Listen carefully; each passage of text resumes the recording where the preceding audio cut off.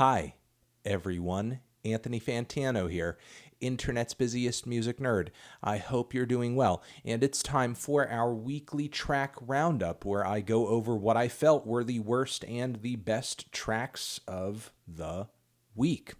All right, all the songs that I talk about in this video, like usual, linked down below where you can check them out for yourself. Hopefully you get some good recommendations out of this thing. Also in the description box is our Turntable Lab link, where we get kickback from that. And our Patreon page as well, if you want to support us over there. It's pretty affordable to get some cool extra bonus monthly content, access to our Discord, supports us in everything that we do. Give it a look. Give it a look.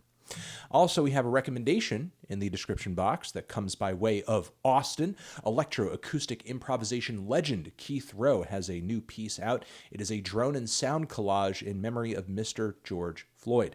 Electroacoustic music, says Austin, is typically seen as impenetrable in style and sound, but this piece is actually pretty direct and sociopolitical, just as a statement. So, maybe newcomers to this style don't necessarily need to avoid thinking, oh, this is going to be a little bit too difficult to interpret. Not necessarily the case, so says Austin. So shout out to Austin for dropping us this nice little recommendation.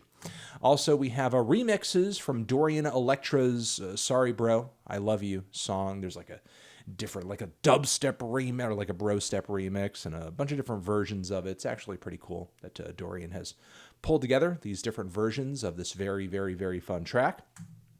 And let's get into what I felt were the worst tracks this week. We have a few. Actually, maybe a little bit more than a few, but it's actually a lot. Let's start. Okay, bam. All right, Dixie Chicks, who are now, I believe, going just by simply The Chicks, with this new album, Cycle and Beyond, I imagine, have another track, another teaser from their forthcoming album. The March is the title of this new one. And yeah, while I have enjoyed some of the material from this new LP up until this point, this is just a miss for me. It's like a very flaccid, I guess, protest type of song that it has a somewhat interesting ending, but the build-up and lead-up to that point is just not worth the payoff at all, and I just feel like there are probably better ways to make a statement in song, I suppose. Moving on from there, we have this new collaborative cut from Mr. Ryan Hemsworth and Eden. I mean, if you are really into Eden's music, I guess you will most likely enjoy it because it just sounds like an Eden song with Ryan doing his best to sort of support what Eden typically does in his music, but I'm not really that big of an Eden fan, and I think he just overplays the melodrama in his voice here, just as he does on every single track he ever does, so this was just out of bounds for me, personally. Moving on from there, we have this new track from Melanie Martinez as well. This song is very much like, you know, I'm not like the other girls. It's very tacky pop music with like weird, creepy baby toddler music transitions like there usually is in Melanie's music. I just don't get it. The vocals are mediocre. There is a really weird stylistic shtick to it that I just find really unappealing. And her whole everything, I just think, is a lot of style, but not a whole lot of substance. And that just continues to be the case on this new track over here, Fire Drill. Moving on from there, we have a new track from Lil Mosey, Back at It, featuring Lil Baby. Yeah, it kind of stinks. It's boring, but I do got to give it to Lil Baby because he saw this song as an opportunity to be the guy who raps better on the track, and he is. It seems like Lil Baby was really trying to, like, you know, rap on this track. I mean, you know, he's no Kendrick. Not that he was really trying to be, but you know, he's certainly outdoing Lil Mosey on this track. So, you know, if there is any saving grace to this very mediocre, boring song, it's Lil Baby, you know, putting in a little more energy than usual, I suppose. We also have this new track from Death Metal Legends, Incantation. They have put forth a very mediocre showing on this new cut over here. Propitation. The production is weak. The drums sound really thin. The guitar leads are sloppy. The vocals are just okay. It does kind of have that classic sound to an extent, but the execution just leaves a lot to be desired on this one. Moving on from there, we have the Flaming Lips with, I think, one of their most mediocre singles in a while. I think the lyrics are somewhat cute, but the mix on this track absolutely sucks, and the tune is just not all that worthwhile. It's just a weak song all around. It is just a weak song all around. So I just don't know what else to say. It's just a not a very gratifying track. We also have this new track from Dominic Fike, Chicken Tenders, which is, God, it's laughable. This is an embarrassing song. This weird hotel jam, eating the chicken tenders and shit. Like, what is this? I don't get it. I mean, Dominic had some real potential with the material he had been dropping up until this point. The tie-in with Brockhampton was cool. That Kenny Beats crossover was somewhat interesting, but the song is not it. This weird-ass chicken tender song is not it. We need something else. We need something. I mean, I get that it sounds a little cute and a little DIY, and he's not trying to sound too trendy or anything, but this is just a very subpar, silly ass song with nothing all that good about it. So I'm hoping that whatever Dominic pulls out into the future, it's a lot better than this. Moving on from there, we have Cal Chuchesta, who did a remix of Earl Sweatshirt's East. It sucks. It's trash. It's linked down below, but it's trash. We have also, new Bring Me the Horizon, which is a bit of a return to form to a lot of their metalcore stuff. I mean, it's not quite the glitzy pop rock that was all over Amo, and it's not any of the weird electronic stuff that was on that sort of mini album EP they put out recently. But this multi-phased epic of a track it's a little cringy in terms of some of the vocal performances and lyrics. It's very melodramatic. It's just so over the top to the point where it's just a turn off, in my opinion.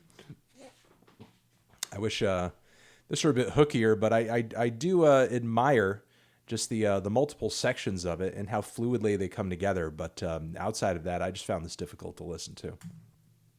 BLACKPINK, How You Like That. I did not anticipate this new BLACKPINK single to be as weak as it is, but the very EDM banger influenced instrumental is somewhat cool, but every vocal passage and line on this thing is just weak. Like, this is not a very catchy song, in my opinion. Like, some of their weakest lyrics, some of their weakest refrains in a while. Like, this is not one of their better singles, in my view. This just fell flat, in my opinion. And let's get into the tracks that I thought were kind of meh. Not blowing me away, but certainly worth pointing out, I suppose. We have this new track from Uniform. It's dark. It's brooding. It's a little abrasive. It's Uniform. New album on the way. A little bit of a change in style, but still grating and dark, just like a Uniform track should be.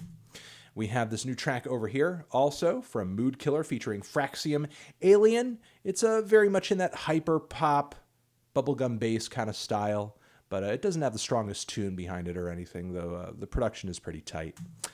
We have JPEGMAFIA over here, The Bends, brand new track. It is kind of a snoozer in my view, but even though the vocals are a little weak and the beat never really quite picks up and goes as hard as I would like, this could be a track that ends up being complemented in a track list where it's shoulder to shoulder with a lot of other tracks where they kind of weave together like a tapestry, what have you.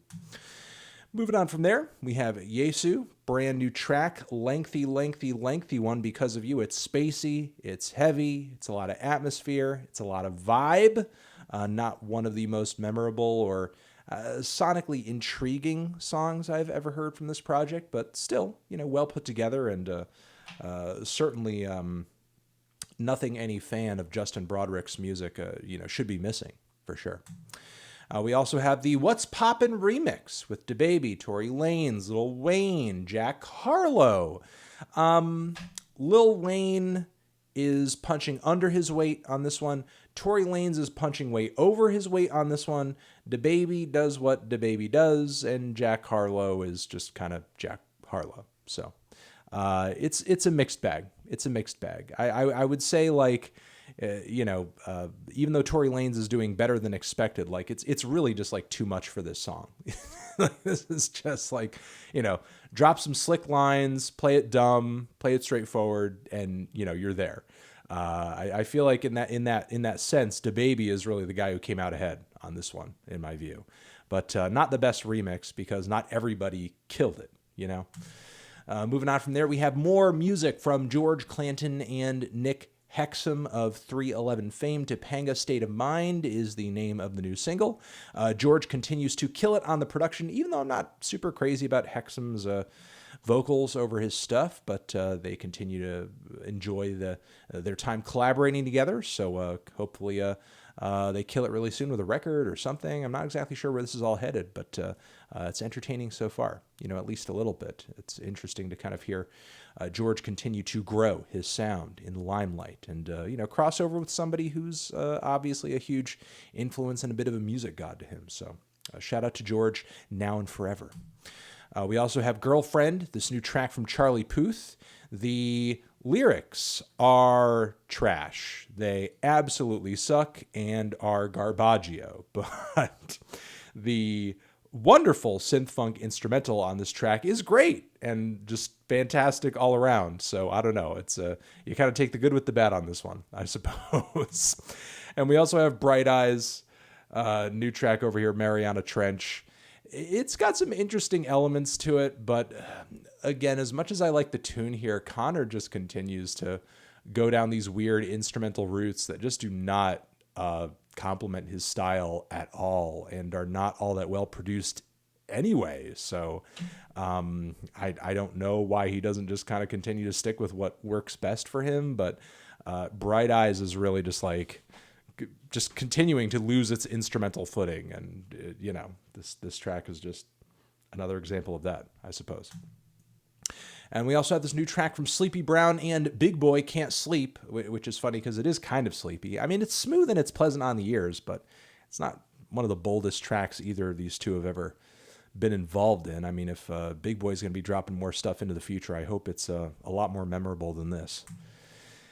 Oh, and this new track over here from Bent Arcana, which features John Dwyer, Ryan Sawyer, Peter Curlin. Like, lots of people are involved in this. And, Misanthrope Gets Lunch is the name of this new track over here.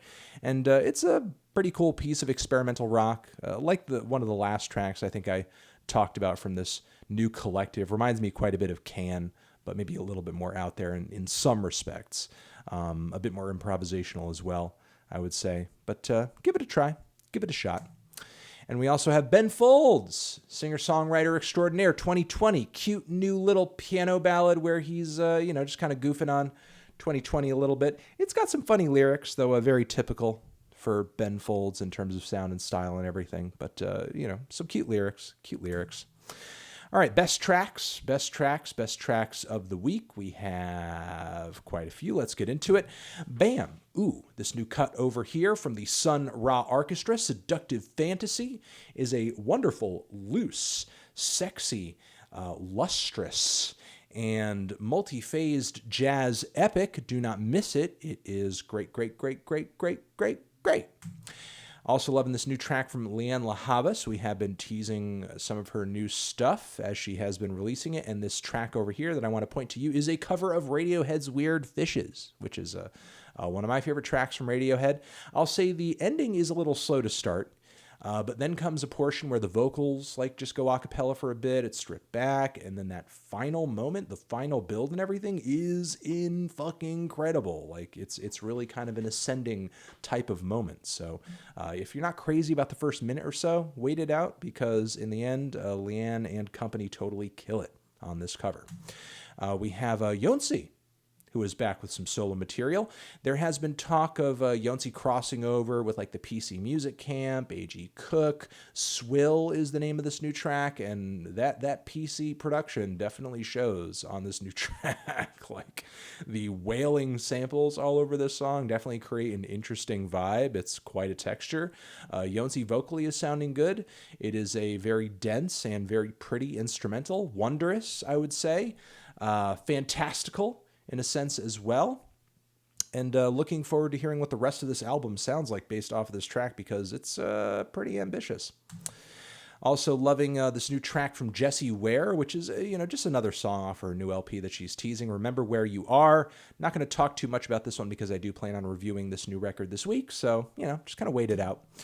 We also have The Boy over here. Gene Dawson, Clear Bones, name of his new track. Love the way this guy's sound continues to just seamlessly combine elements of bedroom pop and lo-fi and DIY and pop and hip-hop and dance music, and it's a lot of different stuff all together at once, and sounding gnarly, sounding fun, sounding catchy as well. It's a little rough around the edges, but I think Gene Dawson will continue to grow and evolve in time. I think in terms of artists who are kind of operating in this somewhat rough around the edges kind of DIY aesthetic sort of space with their music, Gene is showing more potential than some right now. More potential than some. We also have, this Guapdad 4000 track featuring Denzel Curry, the little scammer that could. It's a banger. It's a banger. Sounds like Ray Shrummered on crack. Okay? So if you miss their sound and you want to hear it but on crack, give it a listen. And Denzel totally kills it. Lyrically, delivery-wise, it's great. We also have, Dinner Party, Terrace Martin, Robert Glasper, Ninth Wonder, Kamasi Washington, album on the way. This song featuring Phoelix, Freeze Tag, dark lyrics, tight, wonderful, gorgeous, just sucks you into it type of classic soul vibe. It's great. It's fantastic. One of my favorite songs of the week.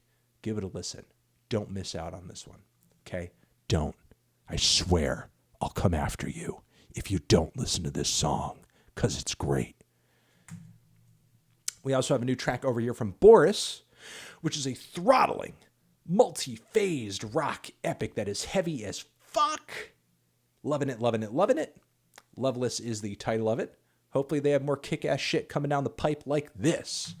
And, new track from Anamanaguchi in their, usual kind of electro 8-bit-ish style that they've been indulging in as of late. It's catchy, it's groovy, it's fun. Maybe some of y'all aren't into this kind of like video game music aesthetic, but I think it kicks ass, and Anamanaguchi does well with it. So that is our weekly track roundup. Again, hopefully you got some good recommendations out of this video. And everything that I talked about you can hear down below. Link down below. So check it out for yourself. Cool? Cool. I'll see you in the next one. Anthony Fantano. Music forever.